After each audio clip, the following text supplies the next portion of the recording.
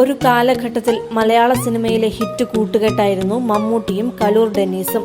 ആ രാത്രി എന്ന ചിത്രം മുതൽ ഏഴുപുന്നത്തരകൻ എന്ന ചിത്രം വരെ 23ഓളം മമ്മൂട്ടി സിനിമകൾക്ക് വേണ്ടി കലൂർ ഡെന്നീസ് തൂലിക ചലിപ്പിച്ചു. എന്നാൽ ലോക സിനിമാ ചരിത്രത്തിൽ ഒരിടത്തും സംഭവിക്കാത്ത കൗതുക റെക്കോർഡ് തങ്ങളുടെ പേരിലാക്കിയ കൂട്ടുകെട്ടുകൂടെയാണ് മമ്മൂട്ടിയുടെയും കലൂർ ഡെന്നീസിന്റെയും. 1986 ഏപ്രിൽ 11 ആ സംഭവം. കെ മധുവിന്റെ സംവിധാനത്തിൽ മമ്മൂട്ടി നായകനായി എത്തിയ ചിത്രമാണ് മലരും കിളിയും. ചിത്രം റിലീസ് ചെയ്തത് 1986 ഏപ്രിൽ 11 മമ്മൂട്ടിയെ നായകനാക്കി ജോഷി സംവിധാനം ചെയ്ത ചിത്രമാണ് ക്ഷമിച്ചു എന്നൊരു വാക്ക്. 1986 ഏപ്രിൽ 11 തന്നെയാണ് ഈ ചിത്രവും തിയേറ്ററിലെത്തിയത്.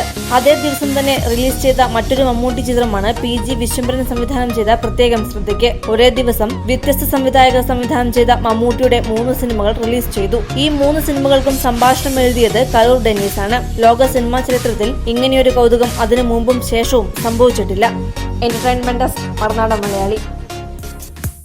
കൂടുതൽ വാർത്തകൾക്കും വിശേഷങ്ങൾക്കുമായി ഞങ്ങളുടെ ചാനൽ സബ്സ്ക്രൈബ് ചെയ്യുക.